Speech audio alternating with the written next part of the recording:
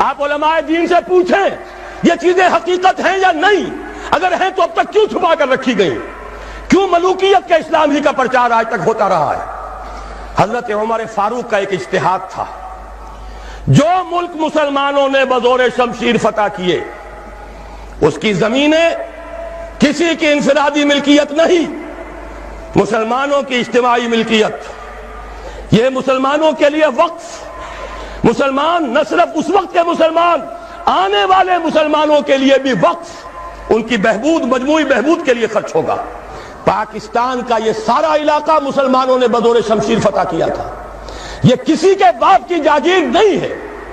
وہ جاگیر چاہے کبھی رنجیت سنگھ نے دی ہو، چاہے وہ انگریزوں نے دی ہو، چاہے اس سے پہلے کہ وہ سلاطین مغلیہ نے دی ہو، نیا دین الہی رائج کیا تھا وہ اکبر اعظم علیہ ما علیہ، ان کی دی ہوئی جاگیریں اور وہ مقدس ہو جائیں گی، انگریز کی دی ہوئی جاگیریں اور وہ مقدس ہو جائیں گی، رنجیت سنگھ کی دی ہوئی جاگیریں وہ مقدس ہو جائیں گی۔ معاذ اللہ، یہ تمام زمینیں بیت المال کی ہیں، وقف للمسلمین، ان سے خراج جائے گا براہ راست بیت المال میں، آدھی یا اس سے بھی زائد یا اس سے کم، جو پوری پیداوار کا جائے گا وہاں، اتنا ریونیو جمع ہوگا، اتنا ریونیو جمع ہوگا کہ بہت سے لعنتی ٹیکسوں سے نجات مل جائے گی، جن میں سب سے بڑا لعنتی ٹیکس جو ہے انکم ٹیکس ہے۔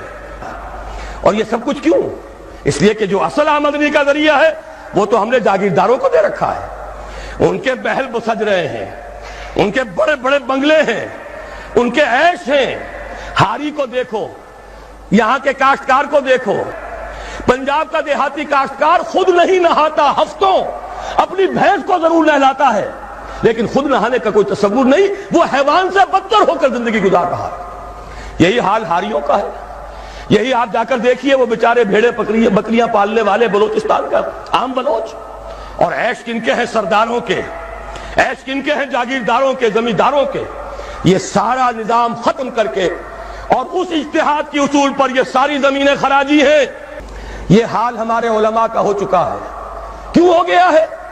یہ سارے ادارے کن سے چلتے ہیں؟ چندے کون دیتے ہیں؟ سرپرستی کون فرماتا ہے؟ وہ تو وہی لوگ ہیں۔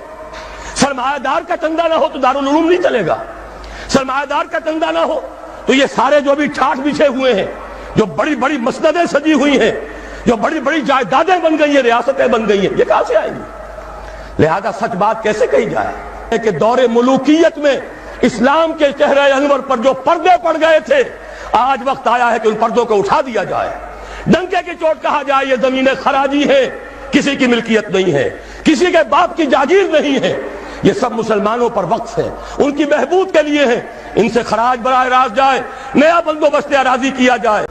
بیچارہ ایک تنخواہ دار ملازم 3000 4000 روپیہ جو آج کل کچھ بھی نہیں ہے، وہ تنخواہ لے رہا ہے، ایٹ سورس اس کا انکم ٹیکس کٹ جائے گا، انکم ٹیکس کٹے بغیر تنخواہ نہیں ملے گی۔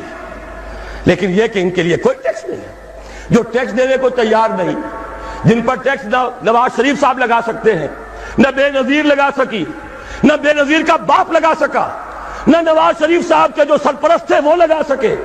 ظاہر بات ہے کہ اس کے لیے تو جب تک جانی قربانی نہیں دی جائے گی، جب تک کہ ہزاروں لوگ اپنے خون کا نذرانہ دینے کو تیار نہیں ہوں گے، یہ ظلم کی رات ختم نہیں ہوگی۔